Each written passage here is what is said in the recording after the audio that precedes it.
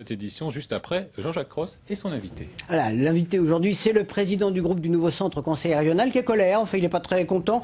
Il voulait la création d'une charte de la diversité dans l'apprentissage en Île-de-France. Et puis, ça l'a été refusé par un vote. Alors, Laurent Lafont, bonsoir. Bonsoir. Vous êtes le président donc, du groupe du Nouveau Centre. Il y avait besoin de cette charte de la diversité dans l'apprentissage? Bien sûr, parce que nous avons besoin de lutter tous ensemble contre la discrimination et de lutter contre la discrimination dans les CFA. C'est la responsabilité de la région. C'est pour ça que nous avons proposé aux différents groupes de travailler ensemble. Mais il fallait un texte spécifique parce qu'il y a déjà plein de textes pour lutter contre la discrimination. C'était une méthode différente. C'était un plus. Bien sûr, il existe déjà des choses et certaines choses vont dans la bonne direction. Mais là, il s'agissait d'ajouter quelque chose de plus, de tendre vers l'exemplarité dans nos CFA. Alors le texte a été retoqué par ce qu'on appelle une question préalable, qui a été voté par le Parti Socialiste et par le Front National. Pas pour des mêmes raisons, mais ensemble.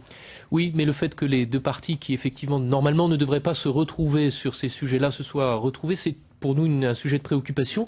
Nous avions un grand nombre de conseillers régionaux qui étaient prêts à nous suivre. Je pense en particulier aux conseillers régionaux communistes et Verts qui avaient bien compris l'intérêt de cette disposition. Et malheureusement, au dernier moment, socialistes et Front National se sont retrouvés ensemble. Alors eux avaient vu l'intérêt. En revanche, pas les conseillers UMP parce qu'ils étaient très absents en séance. Il y en avait 6 ou 8 sur 35. Oui, peu importe le nombre. En tout cas, l'UMP, sauf qu'ils n'ont pas voté pour vous. L'UMP nous soutenait pleinement sur ce dispositif. Malheureusement, c'est arrivé en fin de séance. Il y avait peut-être quelques absents. Vous avez été isolé sur ce coup-là, on va dire. Nous aurions été plus nombreux. Évidemment, ce serait été mieux, pas pour nous, mais pour lutter contre la discrimination. Est-ce que c'était pas une façon peut-être un peu machiavélique de montrer que finalement vous pouvez compter que sur vous-même et donc que dans la perspective des prochaines régionales, que vous devrez aussi ne compter que sur vous-même? En l'occurrence, nous n'étions pas seuls quand même, puisqu'il y avait d'autres groupes qui nous suivaient. Je crois qu'à travers cela aussi, on faisait entendre un son de voix un peu différent, notre sensibilité qui est une sensibilité sociale et qui doit prendre toute sa part dans les différentes instances et lors des différentes élections. Est-ce que ça va donc servir à justifier que vous vous présentiez sous vos propres couleurs aux prochaines régionales?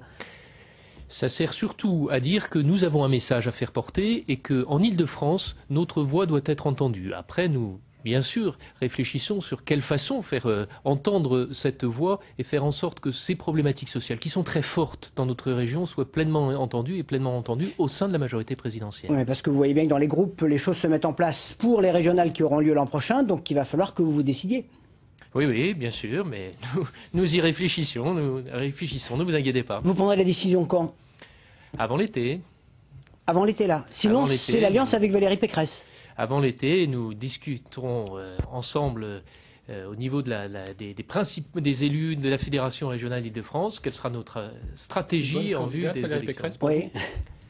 C'est le choix de l'UMP, donc je le respecte pleinement. Valérie Pécresse a beaucoup de qualités et je sais qu'elle a un enthousiasme et beaucoup de talent pour faire en sorte que la région sorte de son immobilisme. Est-ce que ça veut dire que le choix de Valérie Pécresse a changé un peu la donne pour vous? Non, je crois pas. On ne va pas se positionner par rapport au candidat de l'UMP. On va d'abord se positionner par rapport... C'est pas simplement un candidat, c'est aussi un programme qui n'était pas tout à fait le même que celui de Roger Carucci. Bien entendu, mais on verra aussi le programme tel qu'il ressortira au moment des élections, parce qu'entre ce qui a été annoncé lors d'une primaire et ce qui ressortira au moment du programme électoral, je pense qu'il y aura des petites différences. Il y aura aussi quelque chose qui va avoir un impact très fort, c'est les déclarations que fera le président de la République le 29 avril prochain. Donc bon, il y a un certain nombre de choses qui vont intervenir d'ici là. Merci Laurent Lafont d'avoir été avec nous. Merci, je vous emmène maintenant.